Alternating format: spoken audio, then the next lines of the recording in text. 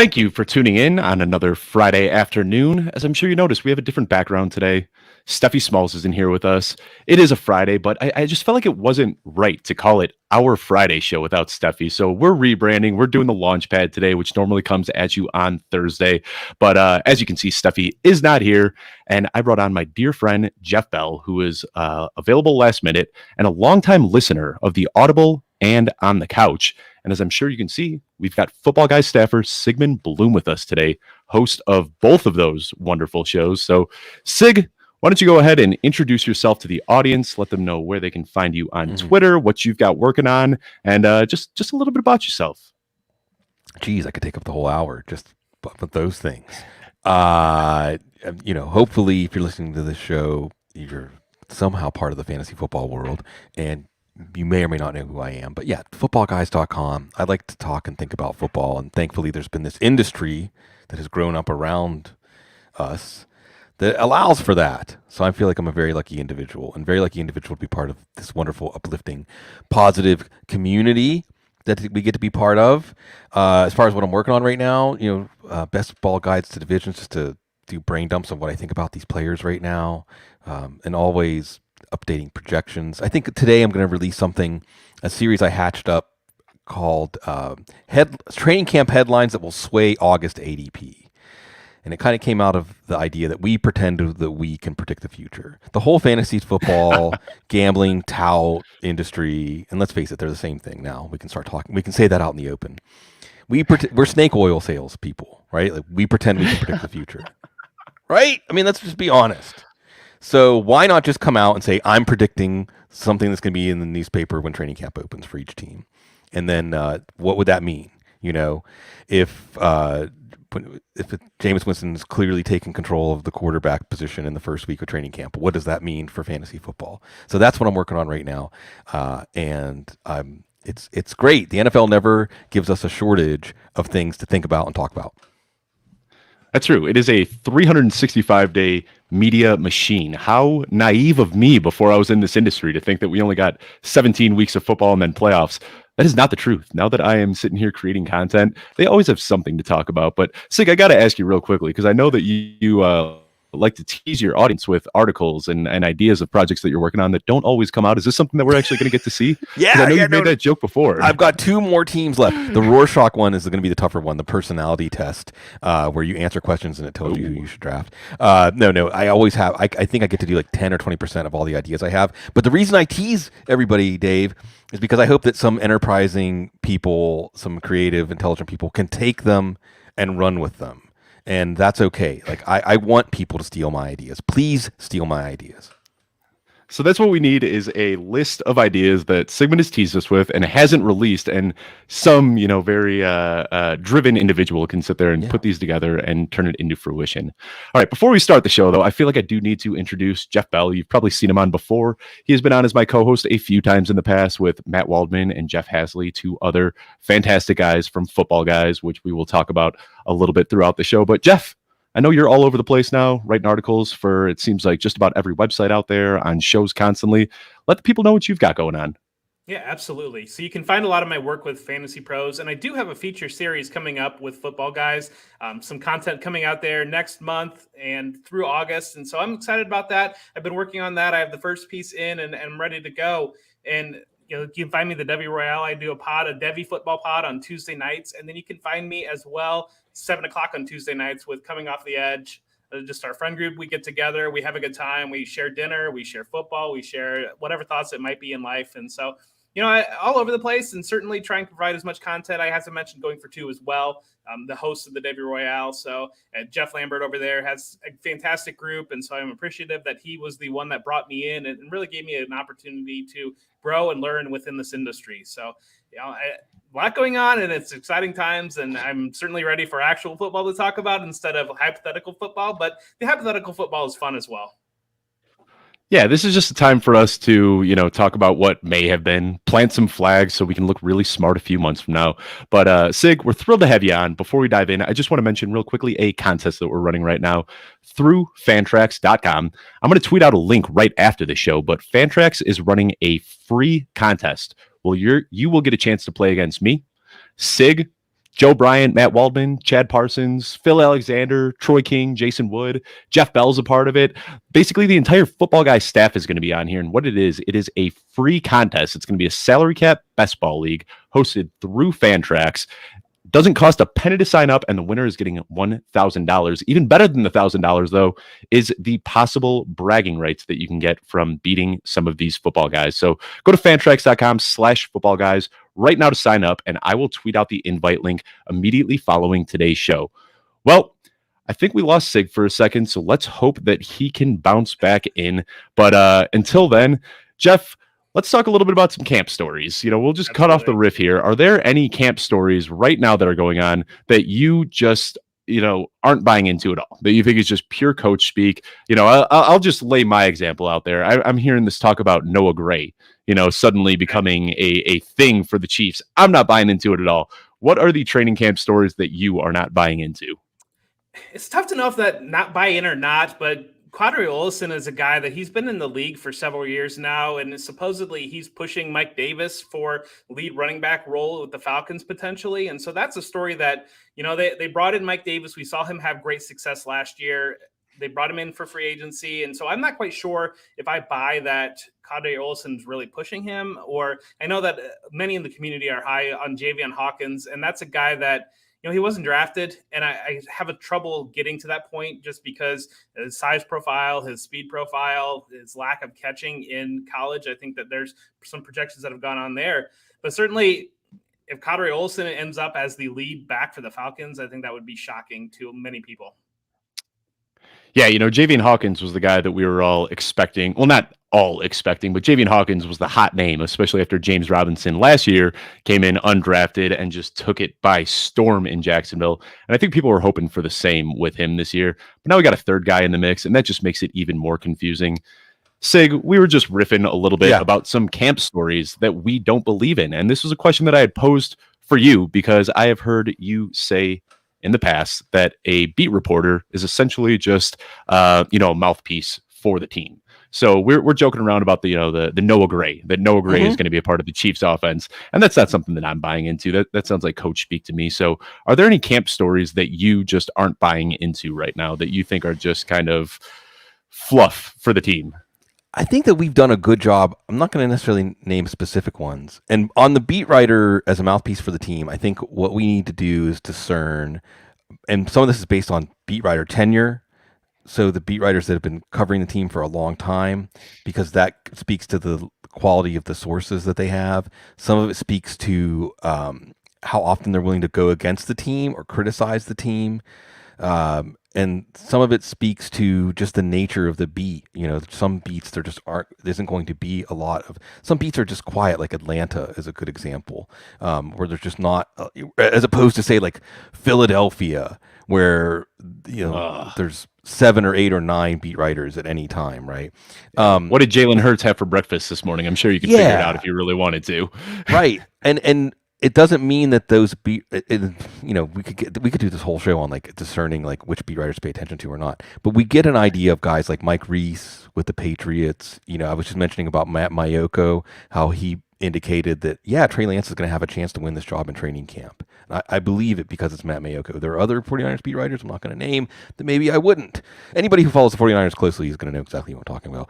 Anyway, as far as stories that you don't pay attention to from the spring, I think that we, as the hive mind of football analysis that we represent, have done a pretty good job reducing these stories down to cliches, right? What are the cliches that we always ignore? He's in the best shape of his life, right? or just, I mean, I'm trying to think. So taking big strides after a disappointing rookie season. Right. Like we think, well, no, but here's the thing, right? Because it's all context and parsing. Okay.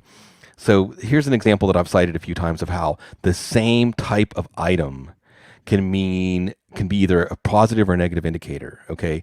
There are certain players, let's say, like you said, players that struggled, that when you hear the team saying he's put his shoulder to the grindstone or nose or whatever it is, mixing my metaphors, he's back, he's focused on his work, that they're actually publicly trying to pump the player up to help his confidence.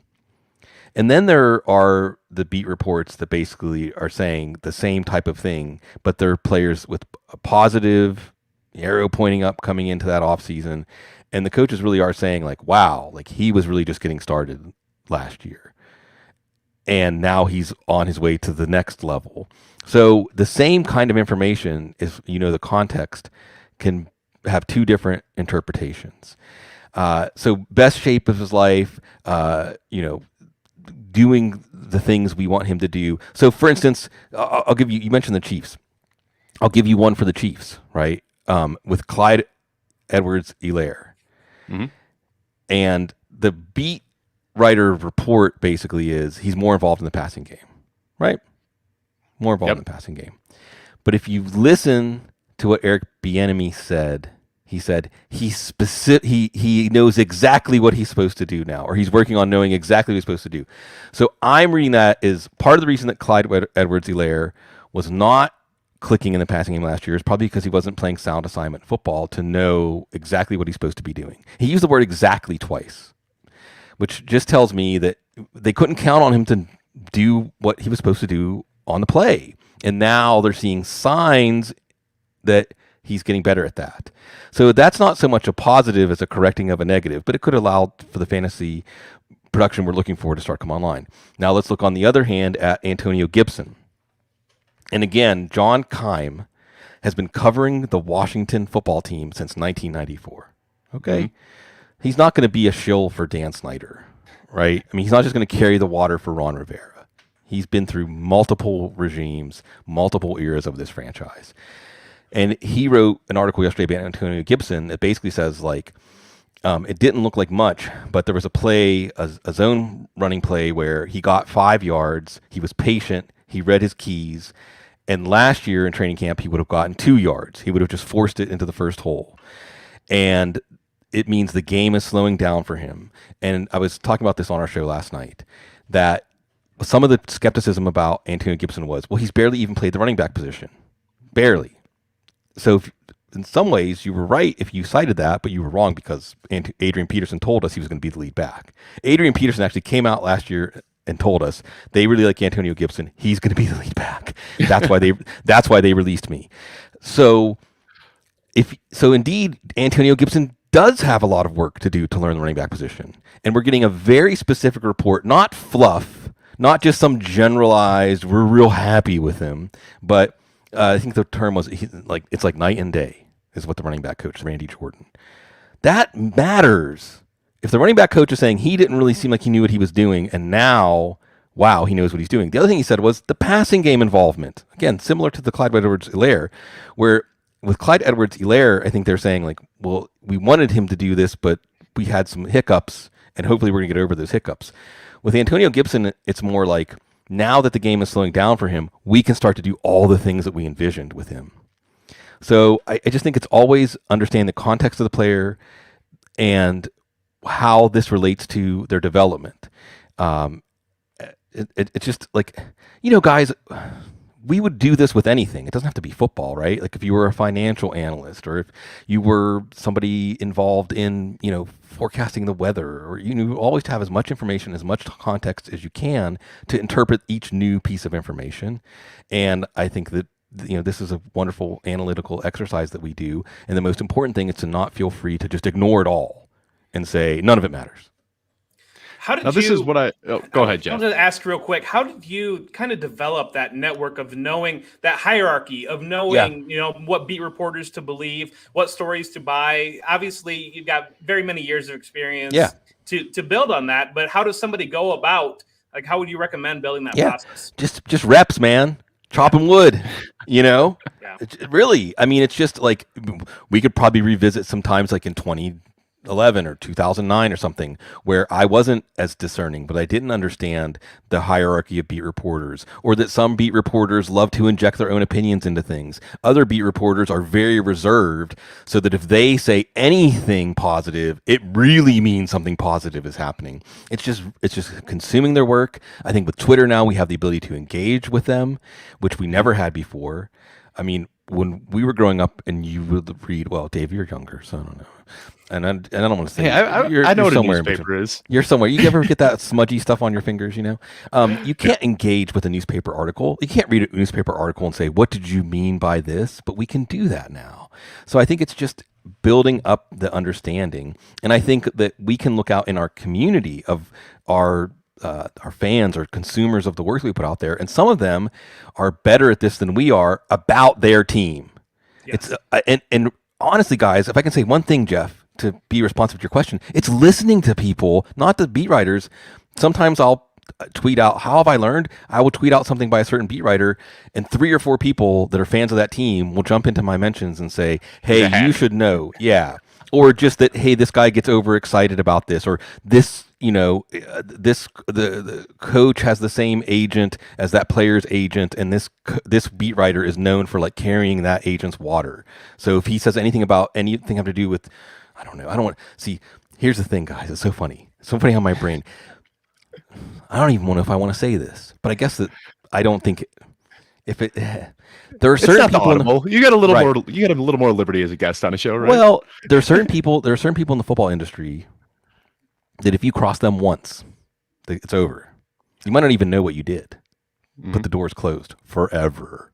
The NFL's like that too.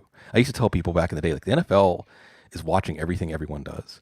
And you don't know it, but there's a list of people that will never be able to work in the NFL.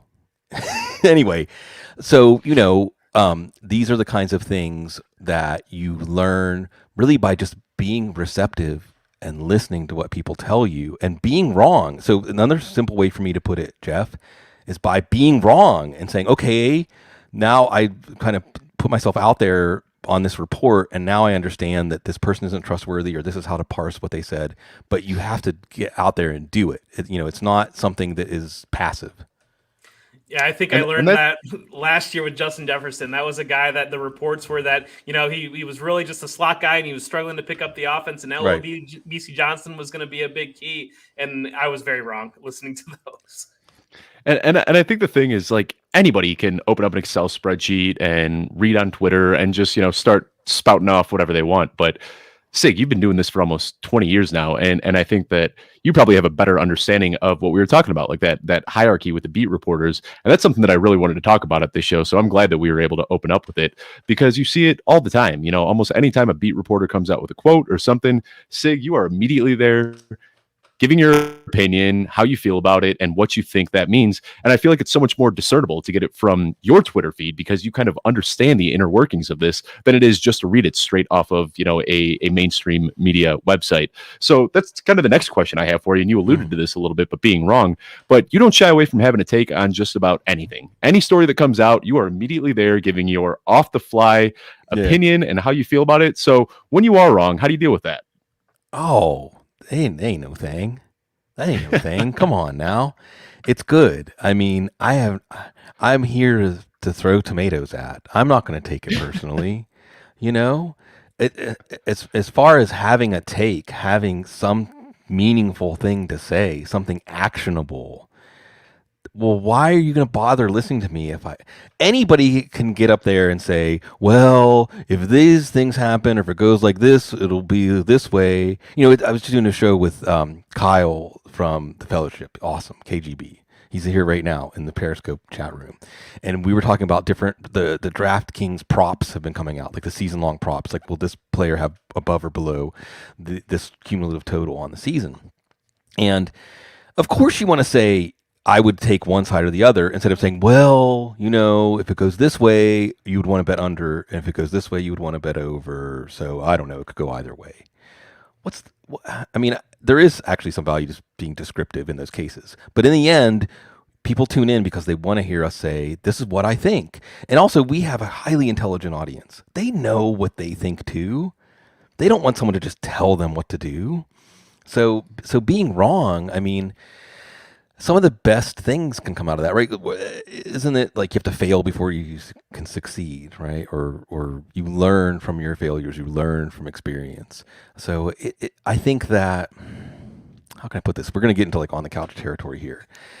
I think that if you get into something like this, and there's so many of these shows where you end up addressing more to the content creators and the content consumers, if you get into something like this and you're scared, like the dream where you wake up, where you're like naked in front of everybody, you're already naked in front of everybody because you stood up and said, "Hey, everybody, pay attention to me, listen to me, read what I'm saying." You already did it. You're naked. Okay. If you don't want everyone to see you naked, don't get up on a soapbox and tell everybody to pay attention to you. It's okay. There are other roles in this industry that don't have to be out in front of everybody, where you can be creating lots of great content, or you can be supporting people that create great content where you aren't exposed. So I think that that's if you're afraid of being wrong, if you're afraid, well, if I tell everybody to draft Jonathan Taylor in the first round and then Marlon Max Achilles is okay, and then what is it?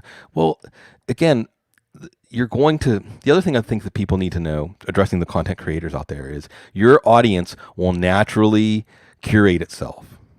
So if you are the kind of person that projects, I have access to a special knowledge. When you get to the mountaintop, you will find me and my special knowledge.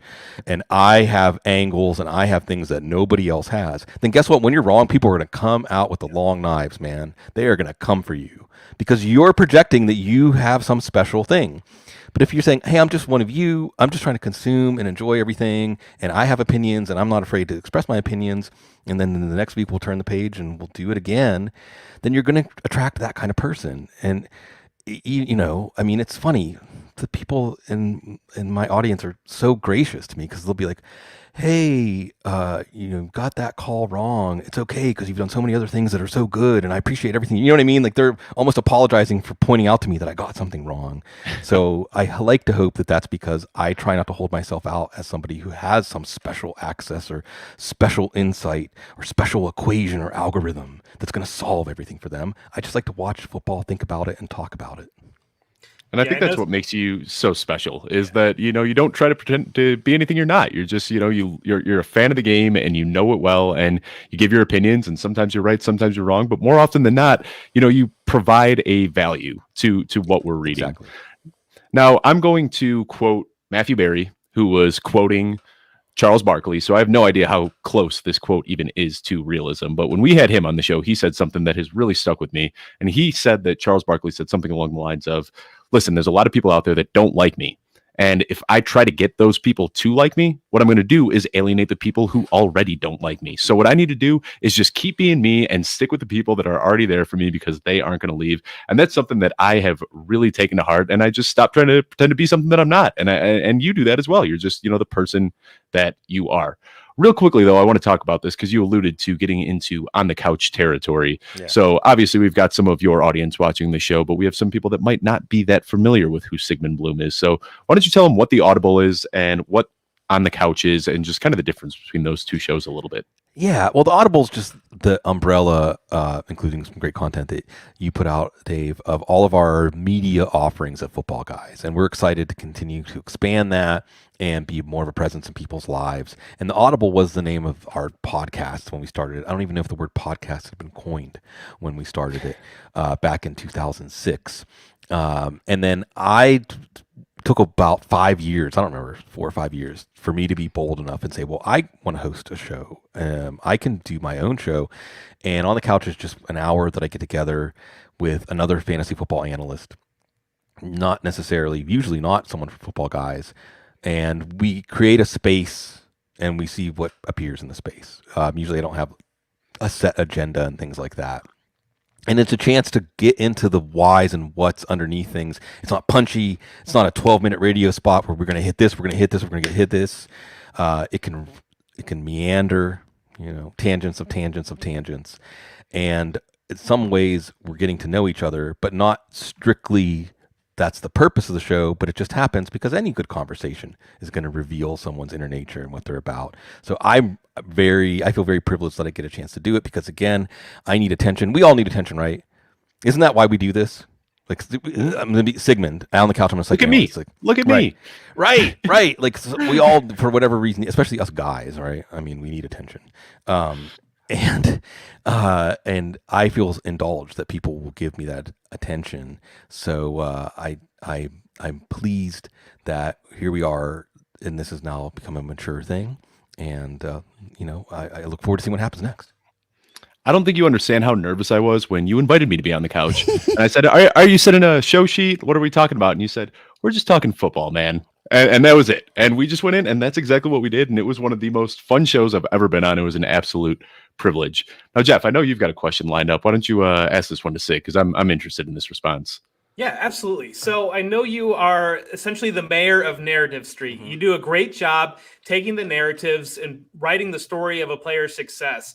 How did you build that ability? And I think that a lot of times in the community, I hear a negative connotation on that. And, I've been a longtime consumer of your content. I very much think in the same way. And so how do you kind of combat that negativity around embracing those narratives and really, writing that story of success? Well, it's just a more enjoyable way to experience football and fantasy football, right? And I suppose in some ways it comes back to my deep belief in some of the work that Joseph Campbell has done, the power of myth, Carl Jung, again, getting back there towards Freud, and this idea that folks are familiar with the idea, and there's 12 stories, and we're all living one of those 12 stories at each time or something like that. I think that everything can be located in a narrative, in some sort of story. And maybe not until we see the reveal of whatever the next chapter is do we understand which story it was a part of and the why. But nothing happens in a vacuum, right? And the other thing I think that is data analytics, data mining, data visualization, all this stuff is wonderful. It has raised the level of discourse in our circles and lots of circles. However, life and the stories that unfold through us and around us do not proceed in a linear fashion.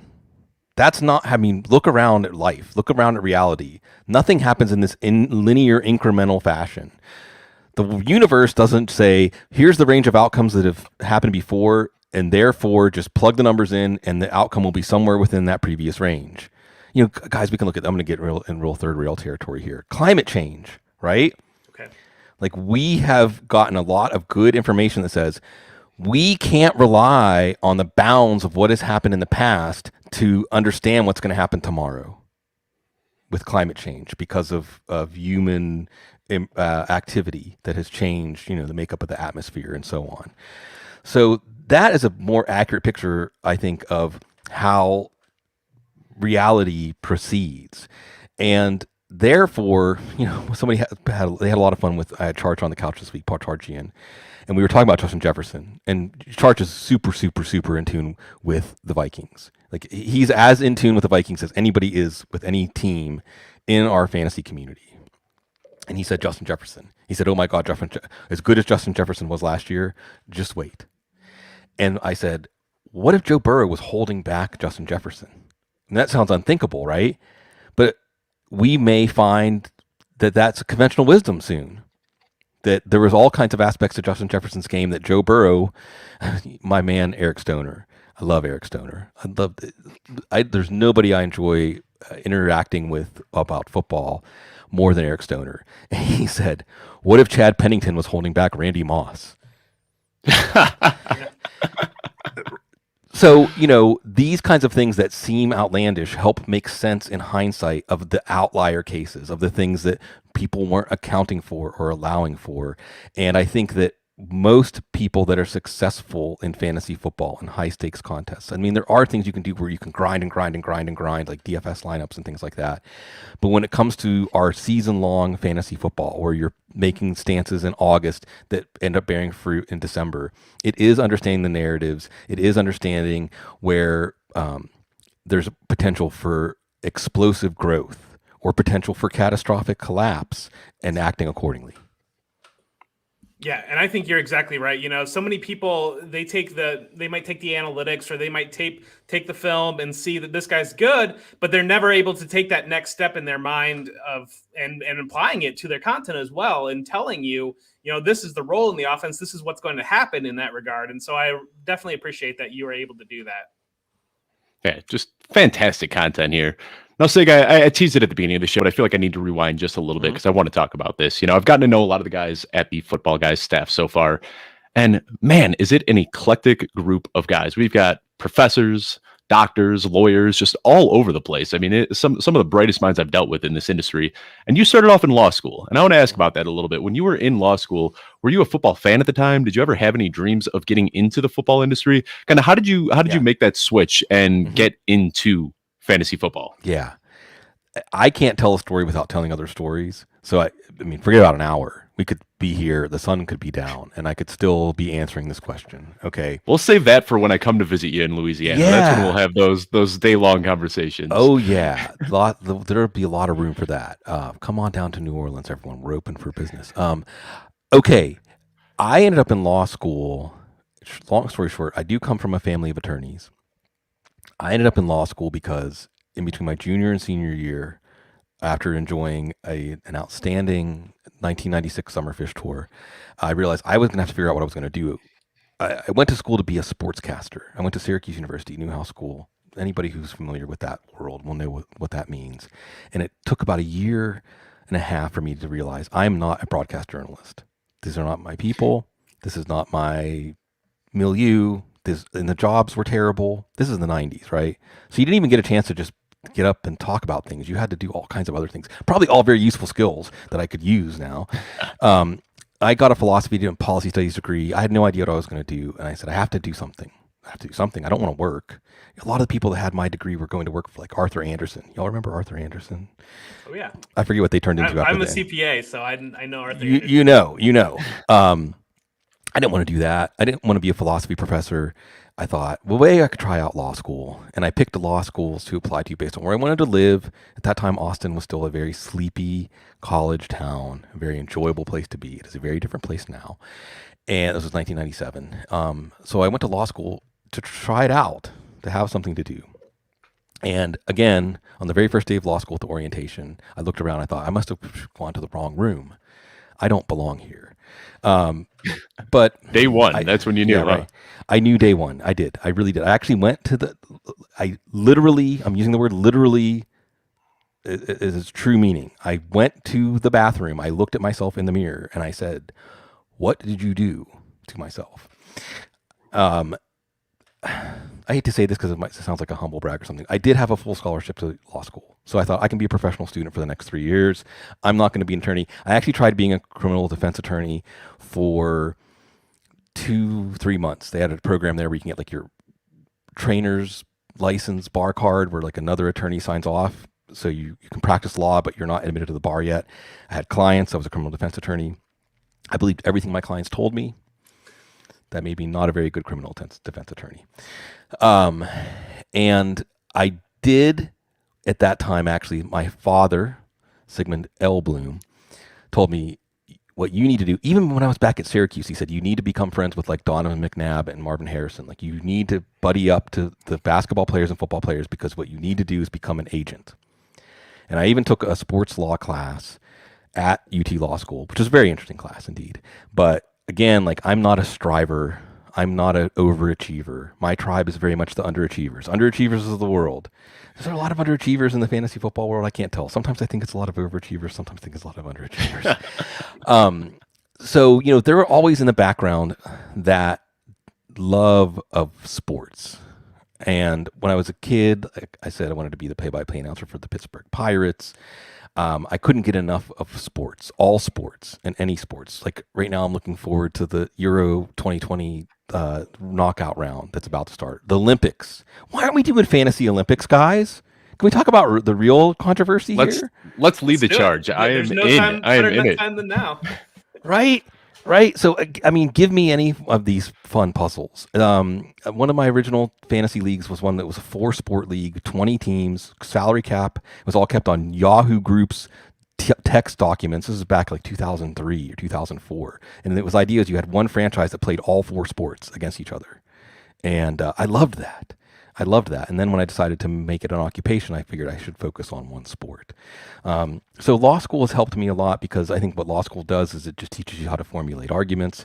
I would joke that, you know, they always tell you about learning to think like a lawyer. It's funny, Jeff, we can do a little comparison, right? Between like how to think like an accountant and how to think like, I think Mike Clay, I always think of as like the standard bearer, wonderful standard bearer for thinking like an accountant. I always like to say accountants do it by the book. You remember all those shirts in the 70s? Like different people do it different ways whenever we were a little looser as a culture about certain things. And I think as a lawyer, learning to think like a lawyer is when you can take one set of facts and considerations and zealously argue one side of it, and then just turn around without a breath or a blink and zealously argue the other side of it. Like as if someone's listening to either argument thinks, wow, you must really feel strongly about that. No, I'm just making the best argument I can make for that. So in some ways it's like cheating for fantasy football, because we could do this. Like tell me how to talk people, or glass half full, glass half empty. Like talk people out of taking Derrick Henry. Okay, now talk people into taking Derrick Henry. It's fun. And then the other thing I think that's really good about law school is that you learn that everybody is making it up as they go along. Everybody. They're all making it up. Nobody knows what they're doing. All these credentials, all these things that people think, well, we should defer to their experience. It's all nonsense. I want to tell the young people of the world out there, go for it. Try to take control of things, because nobody knows what they're doing. And I think because everybody's making it up as they go along, people don't realize that everybody else is. You know, the way I would put it sometimes is everybody is so afraid that people notice that they're full of it, that they don't notice that everybody else is too. So this goes back to the question of like worrying about being wrong. Don't worry. Just go for it, because everybody is making it up as they go along. Ain't that the truth? Yeah, I mean, and I feel like that's something that plagues a lot of people in this industry. You know, a lot of people title it imposter syndrome nowadays. That's the big thing, is like, you know, I shouldn't be here because I've gotten some takes wrong in the past, and everybody's gotten takes wrong. Nobody knows what we're doing. You're not saying anything meaningful if you don't get anything wrong. Yeah. If you don't get anything wrong, then you're not trying to say anything that matters. Yeah, hit it right on the head. Now, after law school, I know, and you've talked about this on some of your shows before, so we can go as deep or as shallow into this as you want, but I know you spent some time following fish. Yeah. So we talked about what you learned from law school. Did your time following fish, did you learn anything during those years that you can use in your analysis nowadays? What's a tactful way for me to say this? Like, my imagination was expanded. All right. My sense of the boundaries of what is possible being illusory emerged. Certainly, you know, I mean, just having, I mean, none of our minds are even remotely close to elastic or expandable enough to really embrace and understand all the complexity of reality, but you can try to get a little bit closer. So I think that being on Fish Tour and all the rigors, and I mean, because it was an endless open-ended adventure, you know. I could go on and on about this, but you know, the shows and the music, and you want to get into, it's so funny. You know, absolutely, people were analyzing Fish set lists and trying to predict, because the whole thing with Fish is like any and every night you have no idea what you're going to get. It could be anything. They might not even know. And even you might hear a certain song, but it's played in a way it's never been played before, and it will never be played again. Just that one night, if you were there, like every Fish show is its own unique thing that will never happen again. And people would start analyzing, you know, first set openers, 13% of the time they open with this to show before. You know what I'm saying? Like, so there was absolutely something. I think the bassist Mike Gordon said something like, before a show, someone brought him a pie chart of like the openers or the, you know, encores or something. And on one hand he said, oh boy, like that's a little bit obsessive. But on the other hand, he said, I always like a good pie chart, you know? You know, so I mean, you know, and again, it was like something elusive and unpredictable. Like what's Fish going to play tonight, you know? But you would get really into it. There's songs you were chasing, like a song they hadn't played in 2 or 3 years or something like that. And you went into, it reminds me of like as kids, collecting cards, or now NBA Top Shot, right? The rush, the endorphins of opening up the pack and seeing what you got. You know, and the excitement of, oh man, you know, I got a Bo Jackson rookie card. And you know, wow, tonight the Fish played the song that they hadn't played since 1988. How exciting was it to be there and be part of like the jubilation? And I think that's another thing that crosses over to sports too. Is like at this shows there have been moments that are like hitting the shot at the buzzer, the elation, the jubilation, the joy.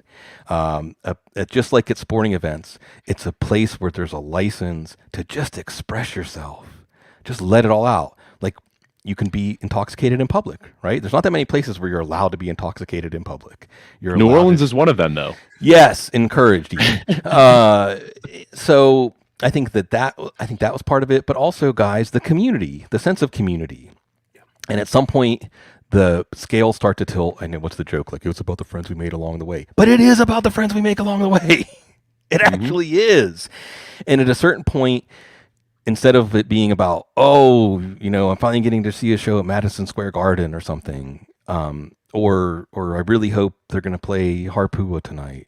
It's I'm getting to be with the people that I care about, and I'm getting to spend time with them. And this is just an excuse or a handshake to do that. And I think fantasy football very much has that. And I think the way that it creates and preserves and sustains community is really what makes fantasy football go, along with, of course, the way that the people involved in the sport lay everything out there on the line for us every year. So, it sounds very similar to the fantasy football community when you put it that way. Just the connections that you're making with people, the obsessive nature, how it's out of our control, and we're just hoping that people are going to do what we want, but really we don't have any idea. So it does sound very similar. And I've got to ask, because you do live in New Orleans now, so I assume that music is still a pretty big part of your life. Most people that are living in New Orleans are into that. So where's your favorite place to go, favorite type of music, whatever it may be in New Orleans? If somebody's coming to visit New Orleans, where do you say, oh, you want to watch live music? This is a spot to go to. Okay, the first thing you need to do is Kermit Ruffins is the ambassador of New Orleans at this point, the ambassador of New Orleans music and the ambassador of New Orleans feeling. He has his own place, Kermit's Mother-in-Law Lounge. Used to belong to Ernie Cato, now it's his. And you go and you see Kermit at Kermit's Mother-in-Law Lounge. It's in the Treme. I might be moving to the Treme. That's a whole other story. It's, the Treme, if you don't know, folks, is the oldest historic black neighborhood in the country. The back of town, it was called. Anyway, start with Kermit. Kermit's going to give you some of that like Louis Armstrong vibe. He's like a sprite, like Pan, like Cocopelli, the mischief maker, with his horn, and he's wonderful. He's a handshake. However, there's universes of New Orleans music to get into, and the one thing folks need to know is you can go. So, for instance, on Monday nights at the Maple Leaf, out uptown in the Oak Street neighborhood, which is where James Booker, and if you don't know who James Booker is, there's a documentary called Bayou Maharaja about James Booker. And if you are interested in music, or you're interested in interesting characters, or you're interested in New Orleans, or you're interested in playing the piano, you're any of these and all. He used to sit in the front window and be playing his piano. So I'm just gonna go on, like my brain is like really reeling because I want to say it's 17 things at once. But just as an example, if folks have never heard of the Meters are one of the greatest bands of all time. If you like funk, if you like music that makes you move, the Meters were one of the pioneers of funk. Now, what is this? The Meters, like MEETERS? No, just Meters, like METERS. The Meters. Got it. All right. The Meters. And the Meters are a band that has been highly influential. I guarantee you, even if you've never heard of the Meters, music people that you love. When the Beastie Boys said that they were going to start playing their own music, like instruments, they said, we're going to try to be the Meters. Look it up. Really. I mean, they said it in the documentary. Hey, why don't we try to be the Meters? The Beastie Boys. Okay? Most Monday nights, the bassist for the Meters, George Porter Jr., who is a beautiful, wonderful human being, plays with his trio at the Maple Leaf for like $20. So like on a Monday night, you can go see the bassist for one of the greatest bands of all time in a bar that holds like 100 people. I just want, like, that's the kind of thing that I think that people can get a taste for what goes on here in New Orleans. So that's what I would say. Come here, make sure you're here on a Monday, make sure that it's a Monday that George Porter Jr. is playing with his trio, and just go check that out. And then, and there's so many. There's brass bands that all have standing dates at different venues. Rebirth Brass Band used to play there every Tuesday. I don't know if they're going to get that back up. But and then the brass bands are also something that I can't even explain the way that it. You all remember in the cartoons, like when the dog was hungry and it would smell like a steak and it would like float. It'd float in the air, yeah. That's brass band music. And go to a second line on Sundays. Second lines are back now. On Sundays, you can go to a second line. And if folks aren't familiar with the term second line, what it was is, because in New Orleans, everything is embraced, right? Like I spent time in India, a couple of weeks in India. And in India, the three deities are all put on a similar pedestal: the creator, the preserver, and the destroyer. Shiva, the destroyer, death, right? I mean, it's not the enemy. It's not the force that we're trying to defeat. It's just another part of the universe.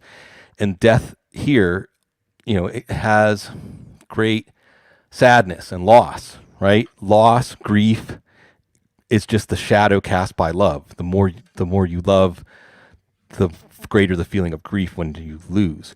Mm-hmm. The first line is the line to the funeral. It is solemn, somber, mournful. The second line is the line back from the funeral. It's joyous. It's celebratory, right? Don't be sad that it's over. Be happy that it happened, right? So you get out on the streets of the second line, and let me tell you, folks, there's a thing called buck jumping, and buck jumping in some ways refers to like when you're, what do they say, dance like no one's watching? Yeah, that's what everybody does down here. Okay. And I know from the second line, I watched a documentary once where that's actually where Louis Armstrong got started as a musician. At 8 years old, Louis Armstrong was walking around with the second line, blasting his trumpet, and that's like where he was found, was playing with the second lines in these New Orleans parades. That's great stuff. So I know right now a lot of the community is focused on Scott Fishbowl coming up. It's an entire event that brings us together, that embodies the spirit of giving. And I know that's a founding idea for Football Guys as well. I know Joe Bryant believes in that firmly, and you believe in that as well. Can you kind of expand on your belief in our abilities to give back within the community and the importance of that? Yeah, and I shouldn't even be said in the same breath as Joe, who feeds the homeless with the barbecue trailer, feeds hundreds of people. I got to get there. I imagine COVID, I don't know if we can start that up again. That's an incredible thing. Or Scott Fish or John Bosch and some of the other people that are doing great work connecting up fantasy football with charity. But what at least I try to do, and it's fulfilling for me too. I'm never going to make myself out to be some altruistic saint who is just giving of myself, because the reality is, by doing all this stuff, I get out of it too, right? Like we say, we all want attention. But I think what it comes down to for me is just being given of your attention and presence, and treating every person the same, as in like someone that deserves dignity and it's like in India, like namaste, right? Y'all know what namaste means. Like the universe inside of me honors the universe inside of you, right? And I think that that's one way that we can be giving of each other. It doesn't have to be in the context of fantasy football. It's just in the context of life. And this is something that people are really good at in New Orleans. I think there are other cities in the country that people are good at it, and there's some cities in the country where people are not good at it at all, where you're recognizing another human being, that they're with you, existing in the moment. I would like to say everybody wants to feel seen and heard. And I think we do a really good job of that in the fantasy football community. And every year we show more and more capacity to really celebrate all the different people in our community and what they bring, but most especially the players, the consumers, the listeners, the readers, that without them, we wouldn't even have a gig or an opportunity to do this. So we're just an extension of them. And I think that taking that spirit in how we handle ourselves in this space, but also just in our lives, it uplifts everybody, most importantly ourselves. Again, it's not selfless. I mean, actually something you will benefit from doing. Mm-hmm. I think overall, people that are in this industry, people that play fantasy football, they have disposable income, and they are, have this level of privilege that a lot of other people don't have. So I think that it is very important to give back. And I love what Scott says. Any league that you're in, just take one of the buy-ins, donate it to charity. you're not going to miss it. If you got 12 people, 11 of that can go into the pot. Have one of those buy and just go to charity. And I think that's just such a great thing to do, and something that I'm trying to do in all of my leagues now. Now, Sig, we got about 10 minutes left before we wrap up. I'm not sure if you remember the first thing that we started our show with when you had me on the couch a few months ago, but it was, where will Deshaun Watson be playing next? And months have passed, and we still don't have any clarity. So I've got the same question for you. When and where are we going to see Deshaun Watson play next? I think we're going to see him around week 9 in Houston. And look, we can look at this and we could do like the odds, and none of the odds are a clear favorite. Okay. There is no chalk play here. So I'm not trying to say I have any sort of certainty or clarity, but if I have to pick one out of the options, I think what we're looking at here is, and then there's been a real lull. There was a point, I don't know, it was like a month ago, where it seemed like the way the lawyers were talking that maybe there was some sort of settlement on the horizon, but now it's been quiet. There's been a little bit of a chill in the air when there is anything mentioned from the attorneys. So I don't know. But I think that for the Watson camp, once you get closer to the season, what's fascinating about this situation is he's not been put on the commissioner's exempt list, which is counter to what you would expect to happen. Because generally the league is kind of like, hey, when there's something that's this volatile, that's this radioactive, like the Adrian Peterson situation when it arose, we're just going to say you still get paid, but you're not playing football until this gets resolved. Mm-hmm. And everybody sees that coming. And I think that for Deshaun Watson, as that gets closer, that itch to play football starts to become more of a factor. I don't think you're going to see anybody trade for him at this point. Maybe, the other complicating factor here, of course, is Aaron Rodgers, right? So Aaron Rodgers may or may not be available by a trade. I don't think it's going to happen until mid-season or later, if it does happen, or maybe even until next offseason. Maybe the Packers really are going to make Aaron Rodgers sit out the whole season to show how serious he is about not playing for them again. But if you're a team looking to put together a package for a franchise-changing quarterback like Denver, you have to weigh these things. So I don't think you're going to see Watson traded. On the other hand, though, the Texans have composed themselves this offseason as if they're not going to have him, right? They bring in Tyrod Taylor. They draft Davis Mills. They draft Driscoll again. Even they traded something for Ryan Finley and got him in.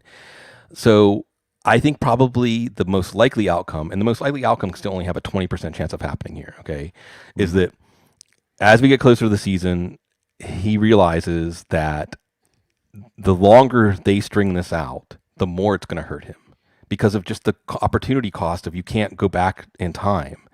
So get it resolved. The league will hand down some sort of 6-8 game suspension. They'll settle out of court. There'll be some sort of confidentiality agreement. So it'll just all be sealed and we won't revisit it again.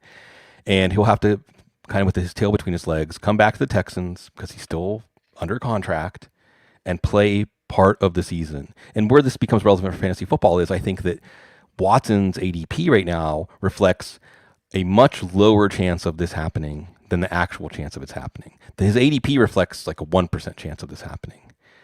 So that's where I would make this actionable and say that, especially if you're building these best ball teams for the high stakes contests, where you want to be like 1 out of 100,000, right? Yep. Not 1 out of 12, but 1 out of 100,000. Mess around with some builds where you just slough quarterback and count on Watson showing up at some point this season, because that's how you can build a team that actually has a chance to be 1 out of 100,000. And that's something Jeff and I both realize. And if you do a best ball draft with a bunch of just random people, you usually see Deshaun Watson go in the 17th, 18th round towards the very end of the draft. I know if Jeff and I are in a room together, which we have done about 20 best ball leagues together, it's gotten to this point where we just keep pushing him higher and higher up. I think the last draft we did together, he went in the 12th round because we realized that even if he does play just half a season, getting him that late in the draft is an absolute cheat code. And somebody mentioned this in the football guys room recently, but it was like Tyreek Hill a few years ago. Yeah. If you got Tyreek Hill in the 18th round of your best ball draft, you were basically guaranteed to win your 12-man league that year. And it's kind of the same thing that's happening this year. So I'm all about buying on those guys that are a little bit suppressed in value right now. Now, the last question I have for you is also one that I'm going to call back from our On the Couch show together. You asked me what my passion was outside of fantasy football, and I responded with mountain climbing. Now, we've already talked about music a little bit. We obviously know you're passionate about fantasy football, but what is your biggest passion outside of those two things, Sig? I mean, if we're really going to go, it would sound too easy and ordinary just to say my family, my wife, my stepson, and everything we pour into that. New Orleans, I've already touched on. That's a big passion. I love being able to be someone that can magnify what I think is so great about the city and advertise it to people. I guess one of the other things I would say, in addition to music, New Orleans, my family, is documentary films. Yes. And this comes back to, again, the best stories, some might say the only real stories, are penned by reality, by the universe. And even all the stories that we write are really just versions of those stories. And reality, and often through sport, I mean, that's why we love sport, right? I mean, it writes these stories that truly you would not believe it was possible until you saw it happen, right? So there's so many tremendous documentary films. Now there's a lot of great documentary TV, like 6-part series, 4-part series, 8-part series, and it really runs the gamut. Shining a light into any and all corners of human existence, or of the earth, or of even just conceptual ideas. And I think that, guys, I'm going to alienate a lot of people when I say this, right? Like, I don't even have an appetite for fictional films and shows anymore. I just don't get interested in them. I'm not watching them anymore. So I would go back, for anybody who's trying to dive into documentary film. You can start with Errol Morris, and all of his great work. Werner Herzog has done some incredible documentaries. Les Blank. I mean, I could go on and on and on and on and on. There's just and what it does is documentary films reacquaint you with a sense of wonder. If there's one thing you can keep alive in your soul, keep alive your sense of wonder. This is why mountain climbing is so awesome, Dave, because I know you know what I'm talking about, where like you need to keep yourself with experiences that reinforce the gee whiz factor of being alive. Isn't it neat just to be alive? Isn't it neat just to be a human being here now and experience everything I get to experience? The joy of participation, right? Yeah. So, it's great. I don't even know what I would say if I could recommend one documentary. Man on Wire. Let's just say Man on Wire. A true a true raconteur. Like, I very rarely, like, the raconteur, you're on the edge of your seat.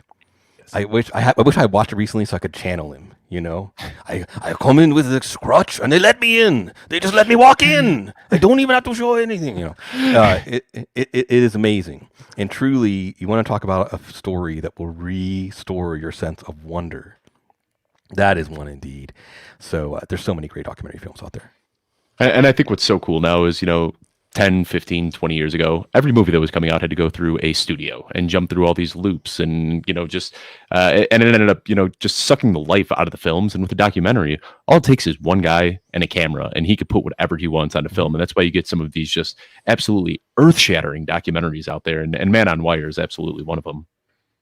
Yeah. And it's, again, it's quite a wondrous world. I mean, in closing, we talk about film. Actually, I love film, and there's a lot of love I have for non-documentary films. And there's I cite this every now and then, so people might have heard me say this, but there's there's a film called Wings of Desire. It's a Wim Wenders film from the 80s. It's a love letter, first and foremost, visually to Berlin. So, like, if you're familiar with, we're allowed to say Woody Allen, but I mean, Woody Allen. The problem with Woody, in the 70s. I know. The problem with Woody Allen is some of the things that have made him kind of detestable were actually present in his films. Even the film I'm going to mention, Manhattan. But Manhattan is a good example of, like, a love letter to Manhattan visually. So that alone makes Wings of Desire worth watching. Peter Falk is in it too. And it's about angels who are watching Earth and watching the goings on down on the streets of Berlin. And every day they get together and say, I saw a woman in the rain close her umbrella and just let herself get soaked. So they're cataloging all these life-affirming moments they see. That's basically what they do every day. But one of the angels starts to really want to be human. Like, I just want to feel the sun on my cheek. You know, I want to smell the hot dogs coming out of that hot dog cart. You know, I want to feel my hand holding someone else's hand. And he has like he's an immortal being, right? All seeing, all knowing, an angel, but he just wants to be human. Like, we have the great gift already. We already have the greatest wealth or, experience. It's already in our grasp. We just don't realize it. Yeah, what a great close to the show. Sig, every time I talk to you, I feel like I just come out of the conversation just a bit more enlightened, a bit sharper, learn something new. I mean, just one of the coolest guys in the fantasy football industry. And I want to thank you so much for coming on today. Before we sign off, though, Jeff, one more time, why don't you let everyone know where they can find you on Twitter and what you've got going on in the near future that you'll be releasing?